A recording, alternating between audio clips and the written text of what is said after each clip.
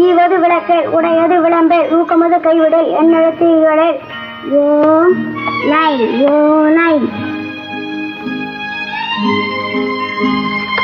ஔவையார்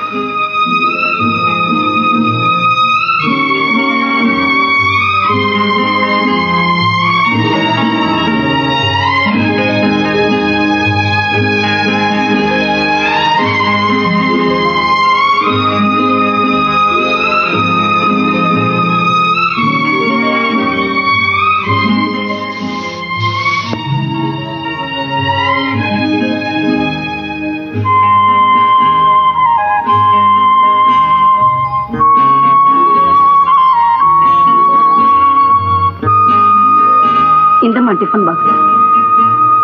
நான் ஆபீஸ் போயிட்டு வரேம்மா.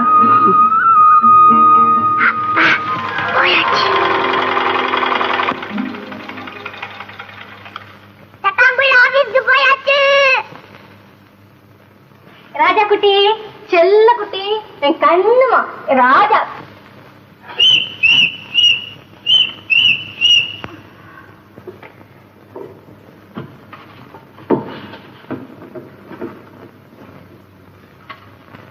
ना कोई उमंग है ना कोई तरंग है यह जिंदगी क्या एक कटी पतंग है.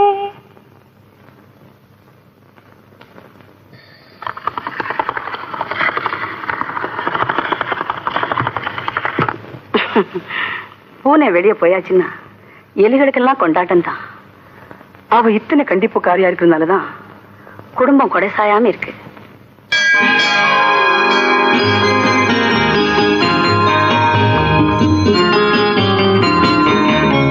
Madam, donation please, please donation please.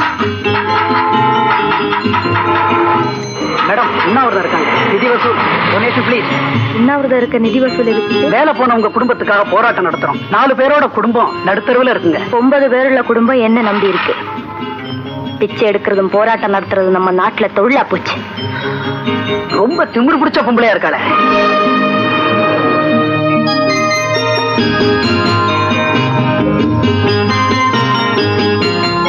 என்னையான பொண்ணுக்கு 2 பக்கமும் இவ்வளவு இடம் விட்டு நிக்கிறாங்க. நகர சொல்லியா மிஸ்டர் நெருப்பியாவ, அதனாலதான் தள்ளியே நிக்கிறாங்க. தவறி போய் மேல பட்டுட்டா கூட பொசுக்கிடுவா. பெரிய சண்டைக்காரி.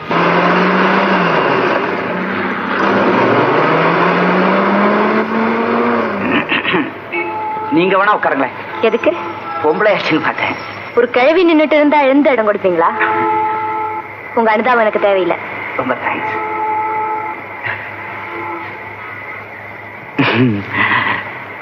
ரொம்ப அகம்பாவ பிடிச்சவளா இருக்கல்ல. இன்னைக்கு நீங்க வாங்கி கட்டிக்கிட்டீங்களா? மிஸ்டர், என்ன சிரிப்பு? சிம்பன்சி மாதிரி. சிம்பன்சினா என்னமா? மனுஷ குரங்குன்னு அர்த்தம். நினைச்சேன் பொம்பளை ஆச்சுன்னு பாக்குறேன். இல்ல நான் நடக்கிறத வேற. சும்மா உட்காரியா? அந்த அம்மா கரெக்டா தான் சொல்லுவாங்க. ஏமா, நீங்க எப்பவுமே பிளண்டுமா, பச்சை மிளகா மாதிரி. இல்லன்னா இவ்வளவு ஆம்பளைங்களுக்கு மத்தியில. ஜெமினி ப்ளீஸ்.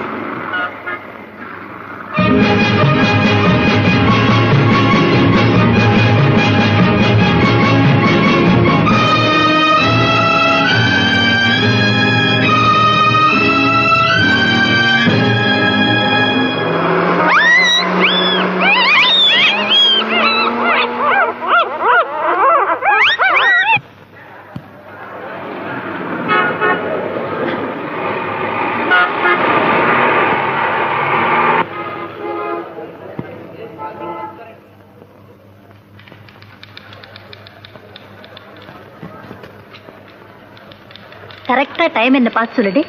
கவிதா ஆபீஸுக்குள்ள நுழைஞ்சா மணி சரியா 10. இது தெரியாது உனக்கு? ரொம்ப கர்வம் பிடிச்சு வடி இந்த கவிதா. ஆமா ஆமா, ஃபர்ஸ்ட் சாப்டர். சட்டாம்பிள்ளை, கண்டிப்புக்காரி, திமிரு பிடித்தவள், அகம்பாவக்காரி, கர்வம் பிடித்தவள், இவையெல்லாம் தினந்தோறும் கவிதா பெறுகின்ற பட்டங்கள். ஆனால் உண்மையில் கவிதா ஒரு ஆலமரம்.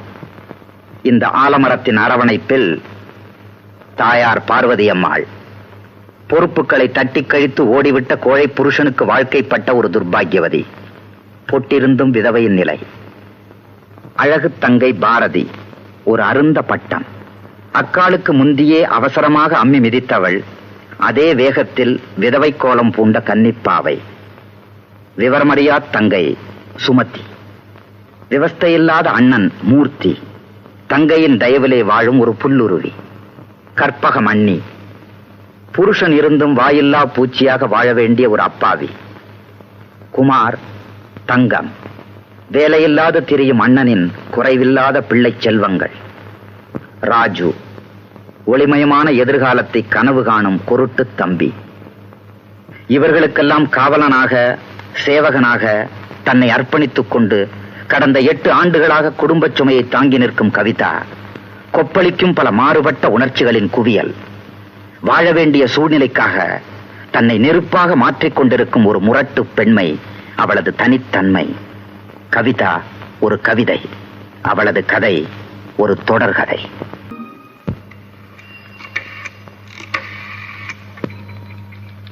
ஹலோ, எஸ்பிசிஏ ஜீவகாருண்ய சங்கம் தானே? ரோட்ல ஒரு நாய் குட்டி போட்டு கவனிப்பா இல்லாம கிடக்கு.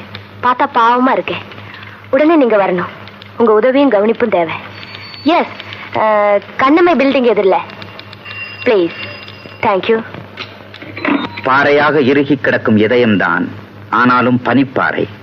உருகவும் தெரியும், உருக வேண்டிய நேரம் வரும் பொழுது.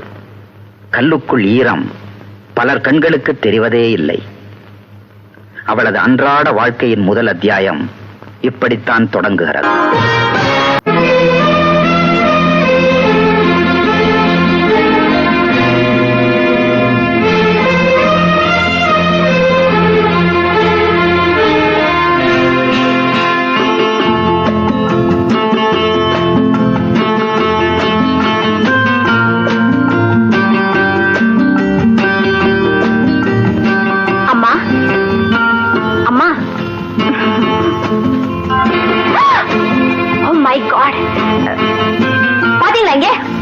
ஐயோ, சூட 2 மணி அப்படியே வச்சுட்டு புத்தகம் படிக்க ஆரம்பிச்சிட்டேன். போச்சு போச்சு, என் புடவை போச்சு. ஃபட்டாஃபட் புத்தகத்தை கையில எடுத்துட்டா உங்களுக்கு தான் உலகமே மறந்து போயிடுமே. எனக்கு வேற என்னடி இருக்கு சந்திரா? வாழ்க்கையில் ஏற்பட்ட சூனியத்தை புத்தகங்கள்ல மறக்க நினைக்கிறேன், அவ்வளவுதான். ஹாய் சந்திரா. ஹாய் கவிதா. என்ன மாமூலா லேட்டா புறப்படுவ? இன்னைக்கு என்ன இவ்வளவு சீக்கிரம்? உங்க ஆபீஸ்ல ஏதாவது அர்ஜென்ட் வேலையா? அதெல்லாம் ஒண்ணும் இல்ல. நேரமான பஸ்ல ஒரே கூட்டம். இந்த பஸ்ல போறது ஒரே எரிச்சலா இருக்கு. Damn nuisance.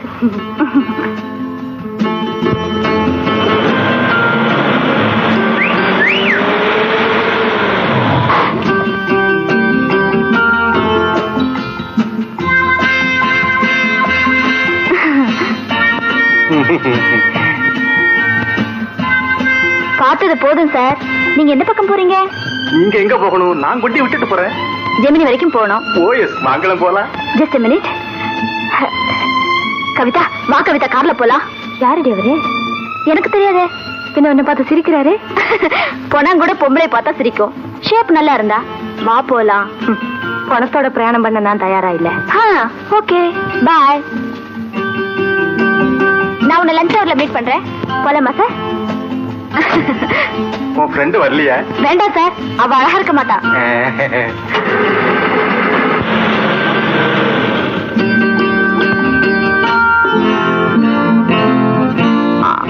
And we would very much appreciate your immediate reply. That's all. And then send a copy of this letter to our head office. Okay? Yes, sir. Kavita, just a minute. Yes, sir. அந்த file என்னாச்சு? எந்த file? அந்த ஃபைலுக்குள்ள ஒரு personal letter வச்சு அனுப்பியிருந்தேனே. உங்க love letter தானே? அப்படின்னு இல்ல, என்ன கல்யாணம் பண்ணிக்க உனக்கு சம்மதமானு கேட்டிருந்தேன். அதுக்கு இல்ல, அந்த லெட்டர் மேல நீ என்ன முடிவு எடுத்திருக்கேன்னு நான் தெரிஞ்சுக்கலாமா? முக்கியமான விஷயங்கள்ல யார் முடிவெடுப்பாங்க இந்த ஆபீஸ்ல? முதலாளி, மேனேஜிங் டைரக்டர். உங்க லவ் லெட்டரை அவருக்கே சப்மிட் பண்ணிருக்கேன். கவிதா,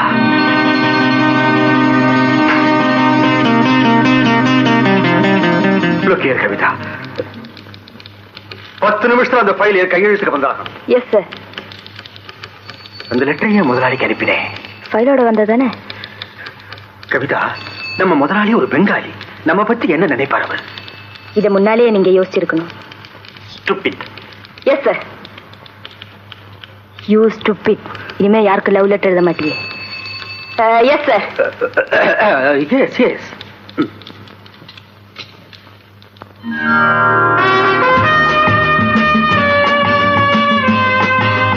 ஏண்டி சந்திரா, முன்பின் தெரியாதவனோட கார்ல வர்றியே, இது அசட்டு தைரியம் இல்லையா? நோ, இதெல்லாம் தான் சாமர்த்தியம். எனக்கு ஒரு புன்சிரிப்பு செலவு, அவனுக்கு 1/2 லிட்டர் பெட்ரோல் செலவு. சரண் ஆபீஸ்க்கு வந்துட்டேன். ஃபட்டாஃபட். ஆனா நீ காசையும் கொடுத்து பஸ்ல ஏறி இருப்ப. 200 கண்கள் உன் அப்படியே விழுங்கி இருக்கும். 100 கைகள் அங்கங்க இடிச்சிருக்கும். படக்கூடாத இடத்துல பல தோள்கள் உரசி இருக்கும். இதுல எது better? This is smile takes me 4 miles. Fatafat.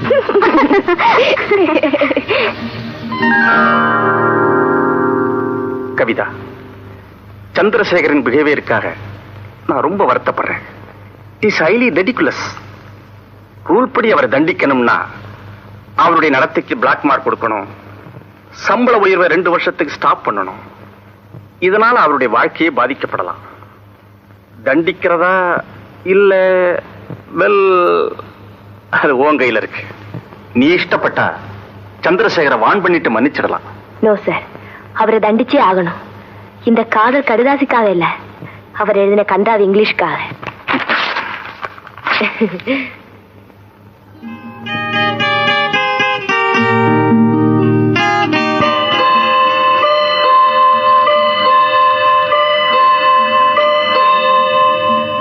Hi Kavitha, நான் அர்ஜென்ட்டா வெளியே போயிட்டு இருக்கேன். உன்னோட வர முடியாது.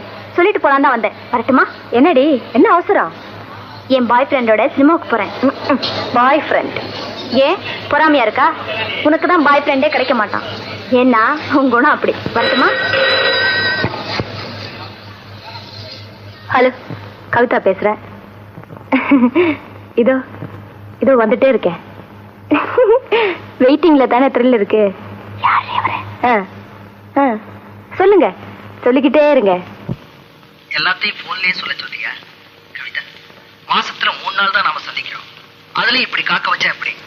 வா வா, வந்த உடனே உன்னை அப்படியே கட்டி பிடிச்சு. யாரு இவன் போன்லயே முத்தம் கொடுக்குறான்?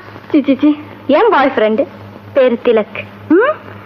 மிஸ்டர் திலக், நீங்க ஆள் மாறி முத்தம் கொடுக்குறீங்க. கீழே வைங்க.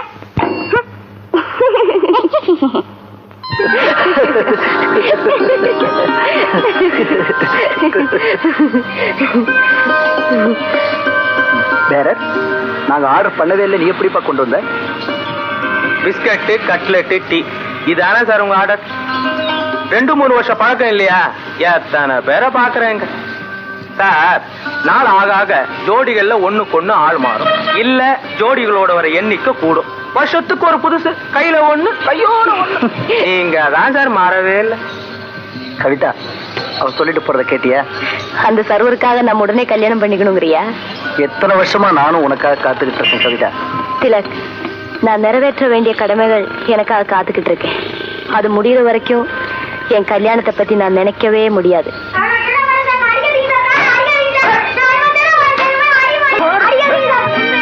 அங்க என்னப்பா கூச்சல்? யாரோ ஒரு பணாத பையன் சார், பண்பட்ட ஜாம தின்னுட்டு பணம் கொடுக்காம ஓட பார்த்தான், மாட்டிக்கிட்டான், அடிபட்டே சாகுறேன். வேற அவனை அடிக்க வேண்டாம்னு சொல்லு, அவனுக்காக நான் பணம் கொடுத்துறேன். அந்த மாதிரி கழுதைங்களுக்கெல்லாம் இரக்கம் காட்டக்கூடாது கவிதா. அது கழுதை இல்ல திலக்.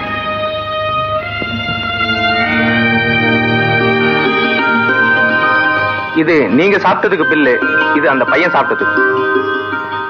நாங்க சாப்பிட்டதுக்கு தர்றேன், ஆனா இந்த பில்லுக்கு நான் பணம் தர மாட்டேன். 2 பில்லுக்கு நானே பணம் கொடுத்துறேன். கவிதா, தேவையில்லாத தர்மத்துக்கு நீ ஏன் பணம் கொடுக்கணும்னு தான் சொன்னேன். அது தர்மம் இல்ல, தன்மானம்.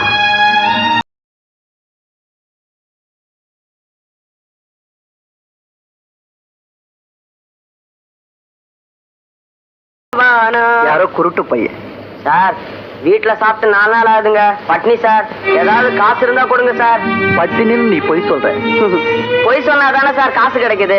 உண்மையை சொன்னா உததான் கிடைக்குது. உண்மையை சொல்லு, நான் உனக்கு காசு தரேன். சொல்லட்டுங்களா? எனக்கு சினிமான்னா ரொம்ப உசுறு சார். எங்க அண்ணன் மகனை நானும் சேர்ந்து சினிமாவை போகத்தான் காசு கேட்கிறோம். எங்க வீட்டுல இதுக்கெல்லாம் காசு தர மாட்டாங்க சார். உனக்கு தான் கண்ணு தெரியாத, நீ எப்படிப்பா சினிமா பாப்ப? காது கேட்குமே, பாக்குற சீன் என்னன்னு அவன் சொல்லுவான். இந்த ஏன் தடுக்கிற? ஏன் வேண்டாங்கிற? பாவம் குருட்டு பையன். யாரு பக்கத்துல அம்மாவா? உங்களுக்கு ஏமா கல் நெஞ்சு கொடுக்கறவரையும் தடுக்கிறீங்க? இந்தப்பா இதுல 50 காசு இருக்கு, போய் சினிமா பாரு. நீங்க ரொம்ப நல்லா இருக்கணும் சார். அம்மா நீங்களும் தான்.